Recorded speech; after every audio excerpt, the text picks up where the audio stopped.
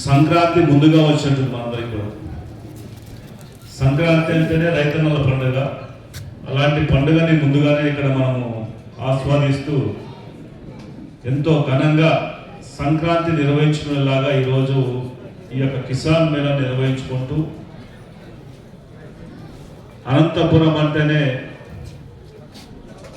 అనాదిగా కరువు సీమ అని చెప్పేసి ఉన్నటువంటి పేరుని దూరం చేస్తూ అనంతని ఆంధ్రప్రదేశ్లో కాదు భారతదేశంలోనే ప్రత్యేకమైన స్థానానికి తీసుకెళ్ళినటువంటి రైతన్నలు ఉన్నటువంటి ప్రాంతాన్ని ఎంతో సగర్వంగా మనము ఈ కార్యక్రమంలో నిర్వహించుకుంటున్నాం. కాబట్టి ఇంకా పెద్ద ఎత్తున ఇప్పటికే అనంతపురం జిల్లా హార్టికల్చర్ హబ్గా ఉంది.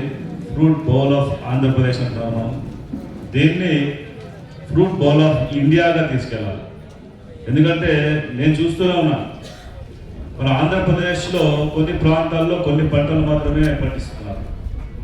ముఖ్యంగా అటు కోస్టల్ ఏరియా అయితే అంతా వరి పండించేటువంటి రైతులు కానీ వాటి పంటలు కానీ కనిపిస్తాయి.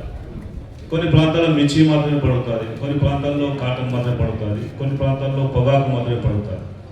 కానీ అనంతపురం జిల్లాకు వస్తే ఇక్కడ పంట పండించేటువంటి మొక్క కానీ పండు కానీ ఏది అన్ని పంటల్లో కూడా పండించే దానికోసం సిద్ధంగా ఉన్నటువంటి రైతాంగాన్ని మనం చూస్తున్నామంటే ఈరోజు ఒకసారి ఫీల్డ్కి వెళ్తే ఏ పంట చెప్తారో ఆ పంట అన్ని కూడా అనంతపురంలో ఈరోజు చివరికి